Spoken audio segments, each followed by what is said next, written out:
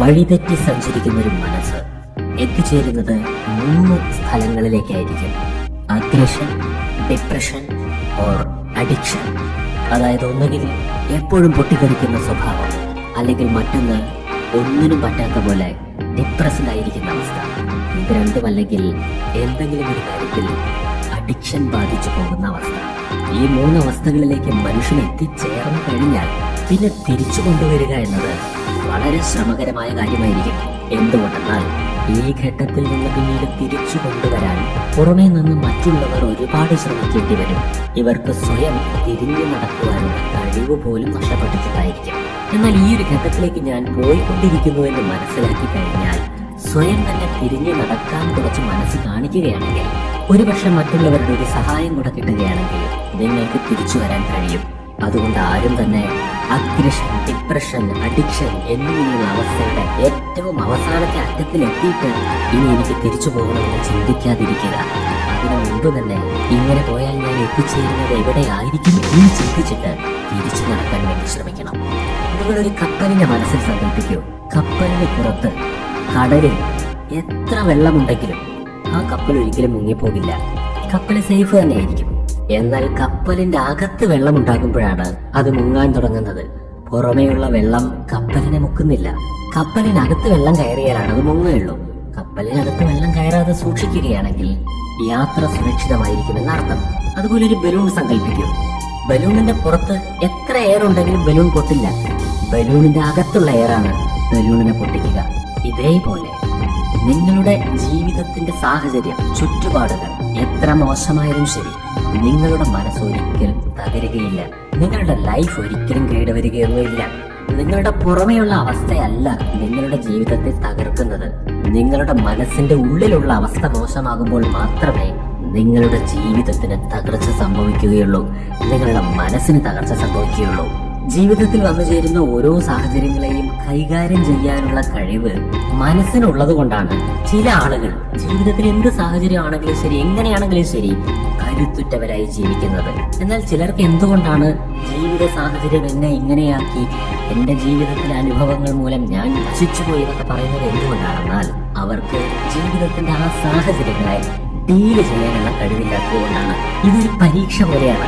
പഠിക്കുന്ന കുട്ടികൾക്ക് പരീക്ഷ എന്ന് പറയുമ്പോൾ തന്നെ വലിയ ആഹ്ലാദമായിരിക്കും. എന്നാൽ പഠിച്ചിട്ടില്ലാത്തവർക്ക് പരീക്ഷ വലിയൊരു തലവേദനയായിരിക്കും. പരീക്ഷ എല്ലാവർക്കും ഒന്ന് തന്നെയാണ്, ഒരേ ചോദ്യപേപ്പറാണ്, അവരുടെ സമസ്യ ഒന്ന് തന്നെയാണ്. പക്ഷെ അത് ഒരാൾക്കൊരു സമസ്യയാവുകയും മറ്റൊരാൾക്ക് അതൊരു അവസരമാവുകയും ചെയ്യാൻ കാരണം എന്താണ്? പഠിക്കാത്ത കുട്ടിക്ക് ചോദ്യങ്ങൾ തന്നെ തോൽപ്പിക്കാൻ വരുന്ന സാധനങ്ങളാണെന്നാണ് തോന്നുന്നത്. എന്നാൽ പഠിച്ച കുട്ടിക്ക് ഓരോ ചോദ്യങ്ങളും എന്റെ മാർക്ക് വർദ്ധിപ്പിക്കാൻ വരുന്ന സാഹചര്യങ്ങളാണ് എന്ന ചിന്തയാണ് ഉള്ളത്. പരീക്ഷ ഒരു പ്രശ്നമാണോ അതോ പരീക്ഷ ഒരു അവസരമാണോ? വാസ്തവത്തിൽ പരീക്ഷ നമ്മുടെ ജീവിതത്തിന്റെ അടുത്ത ഘട്ടത്തിലേക്ക് നമുക്ക് പ്രവേശിക്കുവാൻ വേണ്ടിയിട്ടുള്ള ഒരു അവസരമാണ്. അതൊരു പ്രശ്നമായി മാറുന്നത് ആർക്കാണ്? അതിനുവേണ്ടിയുള്ള തയ്യാറെടുപ്പുകൾ ചെയ്തിട്ടില്ലാത്തവർക്ക് മാത്രം. ഇതേപോലെയാണ് ജീവിതം. ജീവിതത്തിലും പല പരീക്ഷകളും വന്നുകൊണ്ടിരിക്കും. ജീവിതം എന്ന് പറയുന്നത് ഇങ്ങനെയാണ്. ഓരോ ചോദ്യപേപ്പറുകൾക്ക് ആൻസർ ചെയ്ത് വിജയിച്ച് മുന്നോട്ട് പോകലാണ് ജീവിതം. ഈ പരീക്ഷയിൽ ചോദ്യപേപ്പർ ഒരു പേപ്പർ ആയിരിക്കും എന്നേ ഉള്ളൂ. ജീവിതത്തിൽ ചോദ്യപേപ്പറുകൾ എന്ന് പറയുന്നത് ജീവിത അനുഭവങ്ങളായിരിക്കും.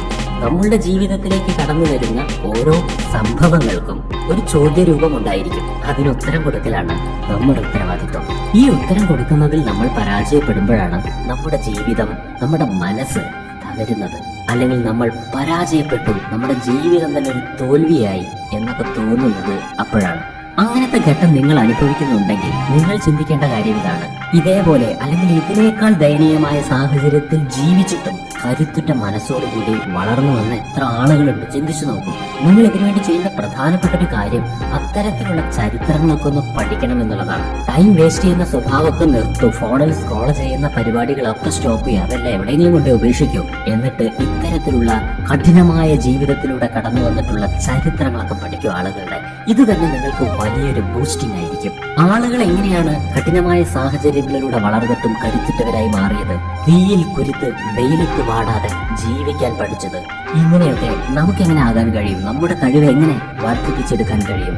ഇത്തരം കാര്യങ്ങളെ കുറിച്ച് നമുക്കൊന്ന് ചിന്തിച്ചു നോക്കാം. ഭഗവത്ഗീതയിൽ അർജുനൻ ചോദിക്കുന്ന ഒരു ചോദ്യമുണ്ട്. ഈ മനസ്സ് ഒരു കൊടുങ്കാറ്റ് പോലെയാണ്. അതിനെ പിടിച്ചു കിട്ടാൻ ആർക്കും കഴിയില്ല. അതിങ്ങനെ അങ്ങോട്ടും ഇങ്ങോട്ടും ആട്ടി ഉരച്ചുകൊണ്ടേയിരിക്കും. മനസ്സിനെ നിയന്ത്രിക്കുവാനാകില്ല.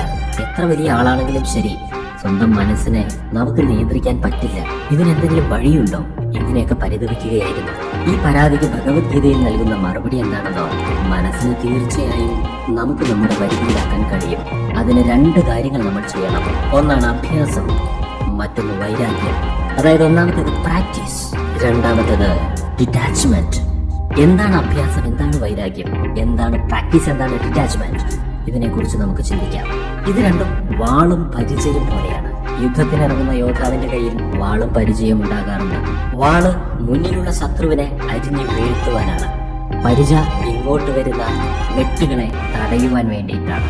ഇതുപോലെ നമ്മുടെ ജീവിതത്തിൽ നമുക്ക് അങ്ങോട്ട് പെർഫോം ചെയ്യുവാനുള്ള ഒരു ഭാഗവും, നമ്മുടെ പെർഫോമൻസിനെ തടഞ്ഞുകൊണ്ട് നമ്മളെ ഉപദ്രവിക്കുവാൻ ഇങ്ങോട്ട് വരുന്ന കാര്യങ്ങളെ തടയുവാനുള്ളൊരു ഭാഗവും നമ്മുടെ ഉള്ളിൽ പ്രവർത്തിച്ചു കൊണ്ടിരിക്കണം. അതാണ് അഭ്യാസവും വൈരാഗ്യവും.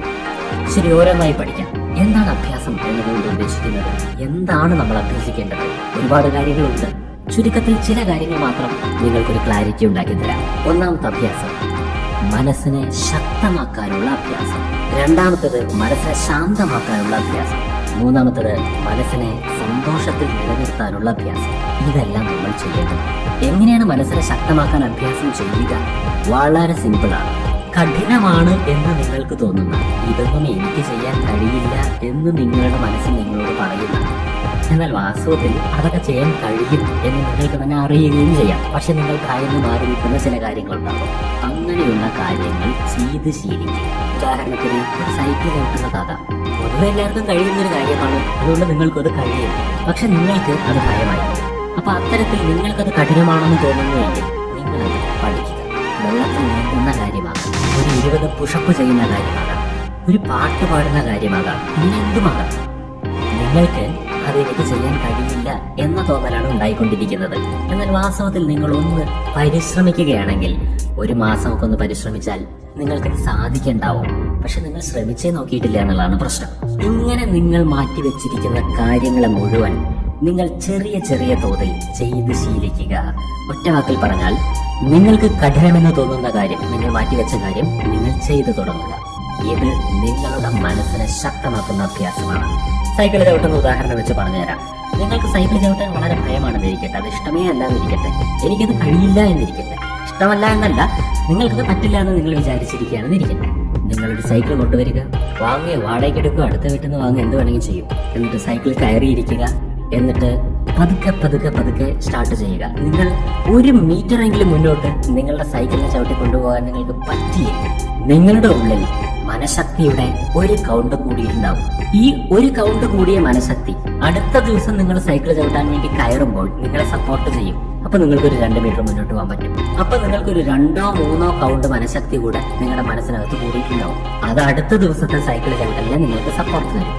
ഇങ്ങനെ ഒരു സൈക്ലിക് പ്രോസസ്സാണ് നിങ്ങൾ ചെയ്യുന്ന പ്രവൃത്തിയും അതിൽ നിന്ന് നിങ്ങൾക്ക് കിട്ടുന്ന മനക്കരുത്ത്. ഇത് സൈക്കിളിക്കായി പ്രവർത്തിച്ച് കുറച്ചു കാലം കഴിയുമ്പോഴേക്കും സൈക്കിൾ ചവിട്ടുവാനുള്ള മനക്കരുത്ത് നിങ്ങളുടെ ഉള്ളിൽ നിന്ന് നിങ്ങളെ സപ്പോർട്ട് ചെയ്യണം.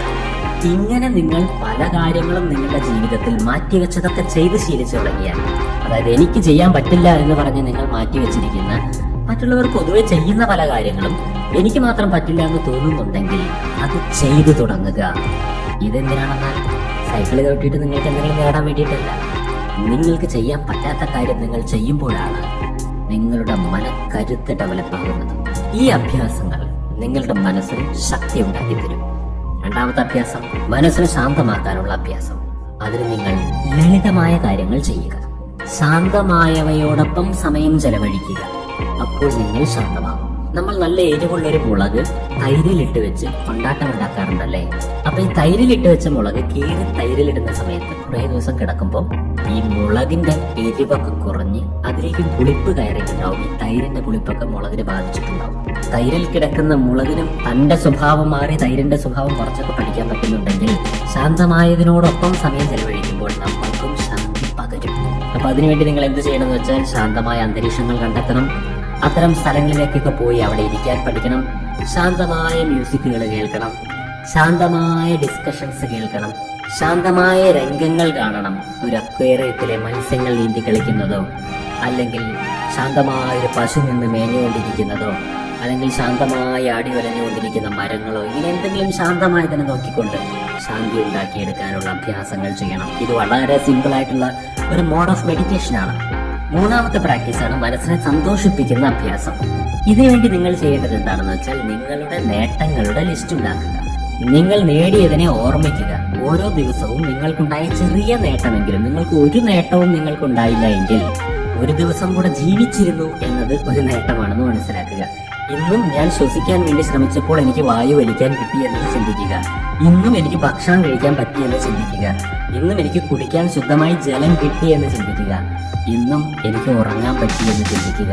ഇന്നും എനിക്ക് അപകടമൊന്നും പറ്റിയില്ല എന്ന് ചിന്തിക്കുക. ഇന്നും ഞാൻ മരിച്ചില്ല എന്ന് ചിന്തിക്കുക. എന്തെല്ലാം ഉണ്ട് ഇങ്ങനെ സന്തോഷിക്കുവാനുള്ള കാര്യങ്ങൾ. ഇതിനൊന്നും സില്ലിയായി എടുക്കരുത്.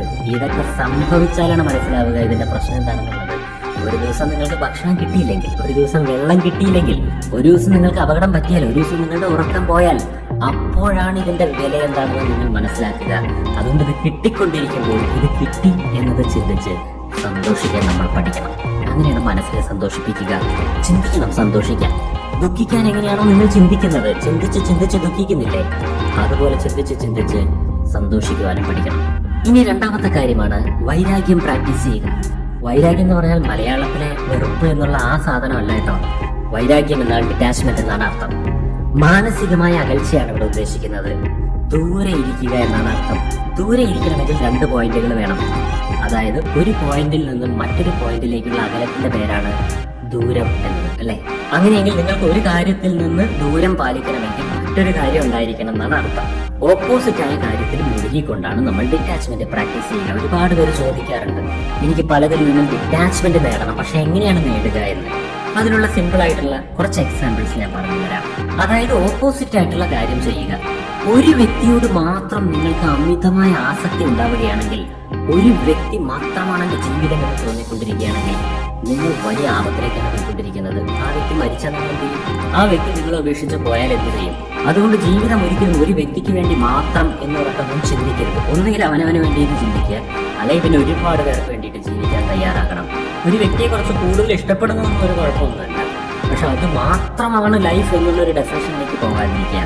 അങ്ങനെ ഒരു വ്യക്തിയിലേക്ക് മാത്രം അമിതമായ അടുപ്പം വരിക, പൊസസീവ്നെസ് ഉണ്ടാവുക, അത്രയും അറ്റാച്ച്ഡ് ആയി പോകുക, ഇങ്ങനെ സംഭവിക്കുന്നുവെങ്കിൽ അത് നിങ്ങൾ ഇത്തിരി കുറയ്ക്കണം. അല്ലെങ്കിൽ നിങ്ങൾ ഫ്യൂച്ചറിൽ ബുദ്ധിമുട്ടും. അതിന് നിങ്ങൾ ചെയ്യേണ്ടത്, നിങ്ങൾ അനവധി വ്യക്തികളുമായിട്ടും ഒരുപാട് ആളുകളുമായിട്ടും നല്ല അടുപ്പത്തിലുള്ള നല്ല ഫ്രണ്ട്ഷിപ്പ് ഉണ്ടാക്കിയെടുക്കുക, നല്ല ബന്ധം ഉണ്ടാക്കിയെടുക്കുക. ആളുകളുടെ എണ്ണം നിങ്ങളുടെ ജീവിതത്തിൽ കൂടുമ്പോൾ, നിങ്ങളുടെ ജീവിതത്തിൽ ഒരുപാട് പേരായിട്ട് ബന്ധം ഉണ്ടാകുമ്പോൾ ഒരു വ്യക്തിയിലേക്കുള്ള അമിതമായ അടുപ്പം എന്നുള്ളതിനെ കുറച്ചു കൊണ്ടുവരുവാൻ അത് സഹായിക്കും. ഇങ്ങനെ ഈ ഓപ്പോസിറ്റ് പ്രാക്ടീസ് ആണ് നമ്മൾ ചെയ്യേണ്ടത്. സ്വന്തം വീടിനോട് അമിതമായ അറ്റാച്ച്മെന്റ് ഉണ്ടാവുകയാണെന്നുണ്ടെങ്കിൽ സ്വന്തം വീട്ടിൽ നിന്ന് ഇടയ്ക്കൊക്കെ മാറിപ്പോയി വേറെ എവിടെയെങ്കിലും താമസിക്കുന്ന ഒരു ശീലം ഉണ്ടാക്കുക. ഒരു ദിവസത്തേക്കോ 2 ദിവസത്തേക്കോ മാറി വിരുന്ന് പോയി നിൽക്കുകയോ അങ്ങനെയൊക്കെ. സ്വന്തം വീട്ടിലെത്തിയാലേ ഉറക്കം വരും പറയുന്ന ചില ആൾക്കാരുണ്ട്. അവരൊക്കെ ഈ പ്രാക്ടീസ് നിർബന്ധമായിട്ടും ചെയ്യണം. സ്വന്തം മതത്തിനോടോ സ്വന്തം രാഷ്ട്രീയ പാർട്ടിയോടോ ഒക്കെ അമിതമായ അറ്റാച്ച്മെന്റ് ഉണ്ടായിട്ട് അത് ഭ്രാന്തായി മാറിയ ആൾക്കാരുണ്ട്. അങ്ങനെയുള്ളവർ മറ്റുള്ള എല്ലാ മതങ്ങളെ കുറിച്ച് അല്ലെങ്കിൽ മറ്റുള്ള എല്ലാ രാഷ്ട്രീയ പാർട്ടികളെ കുറിച്ചിട്ടൊക്കെ പഠിക്കണം. അപ്പോഴാണ് ഇതും അതുപോലെ ഒന്ന് മാത്രമാണ് എന്നുള്ളത് മനസ്സിലാവുകയുള്ളൂ. ഫോണിനോട് അമിതമായിട്ടുള്ള ആസക്തി ഉണ്ടാവുകയാണെങ്കിൽ ഒരു ദിവസം ഇത്ര മണിക്കൂർ ഞാൻ ഫോൺ ഇല്ലാതെ ജീവിക്കും എന്നൊക്കെ പറഞ്ഞിട്ട് നമ്മൾ ജീവിക്കണം. ചില ഡിവൈസുകളൊക്കെ വാങ്ങാൻ കിട്ടും, ഒരു പെട്ടി വാങ്ങാൻ കിട്ടും, ഒരു ഡിജിറ്റൽ ലോക്കുള്ള പെട്ടി. നിങ്ങൾക്ക് ഒരു കാരണവശാലും ഫോണില്ലാതെ ഇരിക്കാൻ പറ്റാത്തൊരു മൈൻഡ് ഉണ്ടായിരിക്കുന്നു എങ്കിൽ നിങ്ങൾ ഇത് ചെയ്താൽ മതി. ഓൺലൈനിൽ അങ്ങനെ ഡിജിറ്റൽ ലോക്കുള്ള പെട്ടികൾ സെർച്ച് ചെയ്തിട്ട് വാങ്ങിക്കുക. അതിൻ്റെ ഉള്ളിൽ നിങ്ങളുടെ ഫോൺ വെച്ചിട്ട് 2 മണിക്കൂർ എന്ന് പറഞ്ഞിട്ട് അതിന്റെ ഡിജിറ്റൽ ലോക്ക് സെറ്റ് ചെയ്യുക. പിന്നെ 2 മണിക്കൂർ കഴിയാതെ നിങ്ങൾക്ക് ആ സാധനം തുറന്നെടുക്കാൻ പറ്റില്ല. ഇങ്ങനെ നിങ്ങൾക്ക് എന്തിനോടെങ്കിലും ഒരു വസ്തുവിനോട് അമിതമായ ആസക്തി ഉണ്ടെങ്കിൽ അതിലേക്ക് പെട്ടിയിലിട്ട് അടച്ചു വയ്ക്കും. അങ്ങനെയൊക്കെ നിങ്ങൾക്ക് ഇതിൽ നിന്ന് രക്ഷപ്പെടാൻ പറ്റും. ഫുഡിനോട് നിങ്ങൾക്ക് അമിതമായ ആസക്തി ഉണ്ടാവുമെങ്കിൽ നിങ്ങൾ ഹാഫ് ഡേ ഫാസ്റ്റിങ്ങോ ഫുൾ ഡേ ഫാസ്റ്റിങ്ങോ അങ്ങനെ എന്തെങ്കിലും പ്രാക്ടീസ് ചെയ്യുക. ഉറക്കത്തിനോട് നിങ്ങൾക്ക് അമിതമായ ആസക്തിയുണ്ട്, രാവിലെ നേരത്തെ പുതച്ചുകൂടി കിടന്നുറങ്ങാനാണ് ഇഷ്ടമെങ്കിൽ നിർബന്ധമായും രാവിലെ നേരത്തെ എണീക്കുന്ന രീതിയിലേക്ക് എന്തെങ്കിലും വഴികൾ കണ്ടെത്തി സെറ്റ് ചെയ്ത് വെക്കുക. ആരെങ്കിലും ഏൽപ്പിക്കുക, തന്നെ വിളിച്ചുണർത്താൻ. ഞാൻ ഉണർന്നില്ലെങ്കിൽ എന്റെ മുഖത്ത് വെള്ളം തളിക്കുക എന്നൊക്കെ പറഞ്ഞ് ഏൽപ്പിക്കുക. ഇങ്ങനെ ഡിറ്റാച്ച്മെന്റ് പ്രാക്ടീസുകൾ നമ്മൾ ഓരോന്നും ചെയ്തു നോക്കണം. അഭ്യാസവും ഈ ഡിറ്റാച്ച്മെന്റും നമ്മൾ പ്രാക്ടീസ് ചെയ്ത് കഴിഞ്ഞാൽ നമ്മൾ മുൻപ് പറഞ്ഞ പോലെയുള്ള ഒരു ഘട്ടത്തിലേക്ക് ഒന്നും എത്തിച്ചേരില്ല. നമ്മുടെ മനസ്സ് ഡിപ്രഷനിലേക്കോ അഗ്രഷനിലേക്കോ അഡിക്ഷനിലേക്കോ ഒന്നും എത്തില്ല. ഡിറ്റാച്ച്മെന്റ് ഉണ്ടാകാൻ മറ്റൊരു വഴി എന്താണെന്ന് വെച്ചാൽ ലോക പരിചയം വർദ്ധിപ്പിക്കുക എന്നുള്ളതാണ്. ലോകത്തെക്കുറിച്ചിട്ടുള്ള അറിവ് കൂടുന്തോറും നമ്മൾ ഡിറ്റാച്ച്ഡ് ആയിക്കൊണ്ടിരിക്കും. നമ്മുടെ ഗ്രാമം മാത്രം കാണുമ്പോൾ നമ്മുടെ മനസ്സ് വളരെ സങ്കുചിതമായിരിക്കും. നമ്മൾ മറ്റൊരുപാട് ഗ്രാമങ്ങൾ കാണാൻ തുടങ്ങുമ്പോൾ നമ്മൾ കുറച്ചുകൂടെ വിശാലമാവും, ഡിറ്റാച്ച്ഡും ആവും നമ്മുടെ ഗ്രാമത്തിൽ നിന്ന്. നമ്മൾ ഈ കേരളം മുഴുവൻ കണ്ടാൽ വീണ്ടും നമ്മുടെ ചിന്താഗതി മാറും. ഇന്ത്യ മുഴുവൻ കണ്ടാൽ വീണ്ടും ചിന്താഗതി മാറും. ലോകം മുഴുവൻ പോയി കണ്ടാൽ വീണ്ടും നമ്മുടെ ചിന്താഗതി മാറും. നമ്മളൊന്ന് സ്പേസിൽ പോയിട്ട് വന്നാൽ നമുക്ക് ഈ ഭൂമിയെ കുറിച്ചുള്ള ചിന്താഗതി പോലും മാറും. ഞാൻ ഈ പറഞ്ഞെന്തിനാണെന്ന് വെച്ചാൽ ലോകത്തെക്കുറിച്ചുള്ള അറിവുകൾ വളർത്തും തോറും നിങ്ങളുടെ സങ്കുചിത മനസ്സും അറ്റാച്ച്ഡ് മനസ്സും ഒക്കെ പതുക്കെ പതുക്കെ മാറി വിശാലമാകാൻ തുടങ്ങും. നിങ്ങളുടെ ജീവിതത്തിൽ മാറ്റങ്ങൾ സംഭവിക്കുന്നത് നിങ്ങൾക്ക് തീരെ ഇഷ്ടമല്ല എങ്കിൽ, പെട്ടെന്ന് വല്ല മാറ്റങ്ങളൊക്കെ വരുന്ന സമയത്ത് അത് അംഗീകരിക്കാൻ പറ്റാത്തൊരവസ്ഥയൊക്കെ നിങ്ങൾക്കുണ്ടെങ്കിൽ അത് നിങ്ങളെ ഫ്യൂച്ചറിൽ ബുദ്ധിമുട്ടിപ്പിക്കും. അതിൽ നിന്ന് ഡിറ്റാച്ച് ആകണം. അതിനുവേണ്ടി നിങ്ങൾ ചെയ്യേണ്ടത് എന്താണെന്ന് വെച്ചാൽ പെട്ടെന്ന് തന്നെ ജീവിതത്തിൽ വലിയ മാറ്റങ്ങൾ ഉണ്ടാക്കുന്ന എന്തെങ്കിലും സെറ്റ് ചെയ്യുക. മനസ്സിലാവുന്നുണ്ടോ? ഇന്നലെ വരെ ഇങ്ങനെയായിരുന്ന ബെഡ്റൂം നാളെ വേറൊരു രീതിയിലേക്ക് ആക്കുക. ഇന്നലെ വരെ ഇങ്ങനെയായിരുന്ന ഡൈനിങ് റൂം നാളെ വേറൊരു രീതിയിലേക്ക് ആക്കുക. കിച്ചണിൽ മാറ്റങ്ങൾ കൊണ്ടുവരിക, ഫുഡ് സ്റ്റൈലിൽ മാറ്റങ്ങൾ കൊണ്ടുവരിക. ഇങ്ങനെ പെട്ടെന്ന് ജീവിതത്തിൽ പല മാറ്റങ്ങളും കൊണ്ടുവരുന്ന ഒരു ശീലം നിങ്ങൾ ഉണ്ടാക്കിയെടുത്താൽ ജീവിതത്തിൽ അവിചാരിതമായി വരുന്ന മാറ്റങ്ങളെ കൈകാര്യം ചെയ്യാനുള്ള ഒരു കഴിവ് നിങ്ങൾക്ക് വർദ്ധിക്കും. ഇങ്ങനെ പ്രാക്ടീസുകൾ ചെയ്യുക, ഇങ്ങനെ ഡിറ്റാച്ച്മെന്റുകൾ ചെയ്യുക. ഇത് നിങ്ങളുടെ ജീവിതത്തെ മനസ്സ് തകർന്നു പോകുന്നതിൽ നിന്ന് രക്ഷപ്പെടുത്തും. അഭ്യാസവും വൈരാഗ്യവും മനസ്സിനെ വരുതിയിലാക്കുവാനുള്ള 2 ശക്തമായ ടൂൾസ് ആണെന്ന് മനസ്സിലാക്കൂ. നിങ്ങൾ എല്ലാവരും ഈ കാര്യത്തെ വളരെ ഗൗരവമായി മനസ്സിലാക്കിയിട്ടുണ്ടാവും എന്ന് വിചാരിക്കുന്നു. ഇനി ഇത് ജീവിതത്തിൽ പ്രാക്ടീസ് ചെയ്തു നോക്കൂ. നമുക്ക് മറ്റൊരു വീഡിയോയിൽ വീണ്ടും കാണാം. നന്ദി.